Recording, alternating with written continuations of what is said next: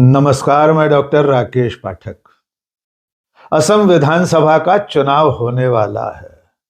चुनाव के लिए राज्य की सभी राजनीतिक पार्टियां कमर कस रही हैं, लेकिन उससे भी पहले प्रधानमंत्री नरेंद्र मोदी और भारतीय जनता पार्टी का अभियान शुरू हो गया है।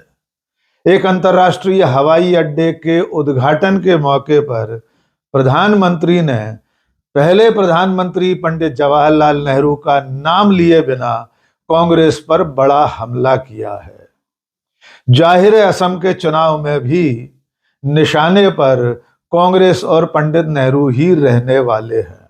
प्रधानमंत्री मोदी ने अपने एक भाषण में कांग्रेस और बिना नाम लिए नेहरू पर जो कीचड़ उछाला है, वो फैक्ट चेक करने पर पूरी तरह निराधार साबित हुआ है। ये आरोप है असम को पाकिस्तान का हिस्सा बनाने का, यानी आजादी से पहले कांग्रेस पार्टी असम को पूर्वी पाकिस्तान का हिस्सा बनाना चाहती थी और ऐसा करते समय कांग्रेस पार्टी मुस्लिम लीग और कांग्रेस के साथ हम कदम थी। ये आरोप नरेंद्र मोदी ने लगाया है। सबसे मजेदार बात यह है कि नरेंद्र मोदी असम को बचाने के लिए जिस व्यक्ति को श्रेय दे रहे हैं, उसका नाम है गोपीनाथ बोरदोलोई। असम के पहले मुख्यमंत्री, स्वतंत्रता सेनानी और भारत रत्न गोपीनाथ बोरदोलोई। उनके कसीदे काटते हुए नरेंद्र मोदी ने दावा किया कि असम को पूर्वी पाकिस्तान का हिस्सा बनने से रोकने में गोपीनाथ बोरदोलोई की बहुत महत्वपूर्ण भूमिका थी, लेकिन कांग्रेस असम को पूर्वी पाकिस्तान में मिलाना चाहती थी। आइए पहले नरेंद्र मोदी का भाषण सुन लीजिए, फिर ऐतिहासिक तथ्यों की कसौटी पर उनके इस भाषण को कसेंगे। कांग्रेस ने एक और पाप किया था। उसने यहां की पहचान को मिटाने की साजिश की थी, और यह षड्यंत्र केवल कुछ वर्षों का नहीं है। कांग्रेस के इस पाप की जड़ें आजादी के पहले से जुड़ी है। वो समय जब मुस्लिम लीग और अंग्रेजी हुकूमत मिलकर भारत के विभाजन की जमीन तैयार कर रहे थे, उस समय असम को भी अविभाजित बंगाल का यानी ईस्ट पाकिस्तान का हिस्सा बनाने की योजना बनाई गई थी। कांग्रेस उस साजिश का हिस्सा बनने जा रही थी। तब बोरदोलोई जी अपनी पार्टी के खिलाफ खड़े हो गए थे। उन्होंने असम की पहचान को खत्म करने के इस षड्यंत्र का विरोध किया और असम को देश से अलग होने से बचा लिया। भाजपा पार्टी हमेशा पार्टी लाइन से ऊपर उठकर हर देशभक्त का सम्मान करती है। अटल जी के नेतृत्व में जब भारतीय जनता पार्टी की सरकार आई, तब उन्हें भारत रत्न दिया गया। भाइयों बहनों, बोरदोलोई जी ने आजादी के पहले तो आसाम को बचा लिया था, लेकिन उनके बाद कांग्रेस ने फिर से असम विरोधी और देश विरोधी काम शुरू कर दिए। कांग्रेस ने अपना वोट बैंक बढ़ाने के लिए मजहबी तुष्टीकरण के षड्यंत्र रचे। बंगाल और असम में अपने वोट बैंक वाले घुसपैठियों को खुली छूट दी गई है। यहां की डेमोग्राफी को बदला गया है। इन घुसपैठियों ने हमारे जंगलों पर कब्जा किया, हमारी जमीनों पर कब्जा किया। इसका नतीजा यह हुआ कि पूरे असम की सुरक्षा और पहचान दांव पर लग गई है। तो नरेंद्र मोदी कह रहे हैं कि असम को पाकिस्तान का हिस्सा बनाने की योजना या साजिश कांग्रेस ने मुस्लिम लीग और अंग्रेजों के साथ मिलकर रची थी। यह असम की पहचान मिटाने की साजिश थी और विभाजन की नींव रखने का भी काम था। लेकिन इस साजिश को कांग्रेस के ही नेता गोपीनाथ बोरदोलोई ने कामयाब नहीं होने दिया। अब आइए कुछ ऐतिहासिक तथ्यों की तरफ नजर डालते हैं, जिससे यह साबित होगा कि कांग्रेस और देश के पहले प्रधानमंत्री पंडित जवाहरलाल नेहरू असम को पूर्वी पाकिस्तान में मिलाने के खिलाफ थे और बोरदोलोई भी कांग्रेस के ही नेता थे, जिनकी प्रशंसा नरेंद्र मोदी खुद कर रहे हैं। तो दोस्तों, उस वक्त आजादी से पहले भारत में कैबिनेट मिशन आया हुआ था। कैबिनेट मिशन ने एक प्रस्ताव रखा था, इसे कहते हैं ग्रुपिंग ऑफ स्टेट्स, यानी पूरे देश को 3 अलग अलग समूहों में बांटना था, लेकिन ये योजना विभाजन के लिए नहीं थी। ये एक तरह से पूरे देश को 3 समूहों में रखकर एकीकृत करने की योजना थी। लेकिन पंडित जवाहरलाल नेहरू और कांग्रेस के तमाम नेता ग्रुपिंग ऑफ स्टेट्स की इस योजना के खिलाफ थे, क्योंकि इसमें कई हिस्से उस नियत से रखे जा रहे थे जिसके चलते धार्मिक ध्रुवीकरण हो सकता था। इसका विरोध सबसे पहले तो उस वक्त असम के नेता, कांग्रेस के एक बहुत बड़े दिग्गज गोपीनाथ बोरदोलोई ने ही शुरू कर दिया था। यहां तक कि पंडित जवाहरलाल नेहरू ने गोपीनाथ बोरदोलोई को 2 पत्र लिखे थे, जिसमें साफ कहा था कि किसी भी तरह से असम को इस ग्रुपिंग ऑफ स्टेट्स स्कीम में बंगाल के साथ नहीं जोड़ा जाना चाहिए। यानी पंडित जवाहरलाल नेहरू बोरदोलोई की इस बात से सहमत थे कि असम अपनी पहचान के साथ अलग रहेगा, वो पूर्वी पाकिस्तान का हिस्सा नहीं बनेगा।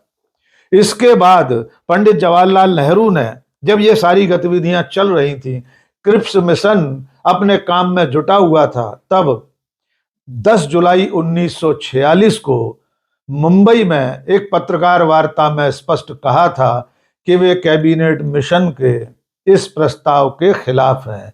वे किसी भी तरह से ग्रुपिंग ऑफ स्टेट्स को स्वीकार नहीं करेंगे। यहां तक कि वो जो चिट्ठियां उन्होंने लिखी थी गोपीनाथ बोरदोलोई को, उसमें उन्होंने लिखा था कि अगर मैं खुद भी इस पर सहमत हो जाऊं तब भी आप इसका विरोध कीजिए। असम की पहचान को लेकर जब कैबिनेट मिशन ग्रुपिंग पर विचार कर रहा था, उसे पूर्वी पाकिस्तान का हिस्सा बनाना चाहता था, उस वक्त एक जनमत संग्रह भी हुआ था।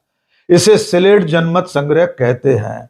और उस जनमत संग्रह में सबसे ज्यादा चौंकाने वाली बात यह सामने आई थी कि जो मुस्लिम बहुल इलाका था, जिसे पहले करीमगंज कहा जाता था और अब कुछ साल पहले उसका नाम बदलकर श्री भूमि कर दिया गया है, उस मुस्लिम बहुल इलाके करीमगंज के लोगों ने असम को अलग पहचान के रूप में पूर्वी पाकिस्तान में मिलाने से असहमति दर्ज कराई थी। उन्होंने जनमत संग्रह में पूरी तरह से असम को पूर्वी पाकिस्तान से अलग रखने पर अपना मत दर्ज कराया था। यानी इस वक्त प्रधानमंत्री नरेंद्र मोदी जो आरोप लगा रहे हैं, वो आरोप पूरी तरह निराधार है। न केवल कांग्रेस, न केवल पंडित जवाहरलाल नेहरू, न केवल गोपीनाथ बोरदोलोई, बल्कि असम के उस मुस्लिम बहुल इलाके के नागरिक भी पूर्वी पाकिस्तान में मिलने के लिए तैयार नहीं थे। यही वजह है कि जब 10 जुलाई 1946 को पंडित जवाहरलाल नेहरू ने ग्रुपिंग ऑफ स्टेट्स के कैबिनेट मिशन के विचार को खारिज कर दिया, उसे नामंजूर कर दिया, उसके बाद ही मोहम्मद अली जिन्ना और उनकी मुस्लिम लीग ने डायरेक्ट एक्शन डे का आह्वान किया और उसके बाद जो कुछ हुआ वो इतिहास में दर्ज है। लेकिन प्रधानमंत्री नरेंद्र मोदी असम की पहचान मिटाने, उसे पाकिस्तान का हिस्सा बनाने का जो आरोप लगा रहे हैं और ये दावा कर रहे हैं कि अकेले गोपीनाथ बोरदोलोई ने ऐसा होने से रोका था, ये बात पूरी तरह निराधार है।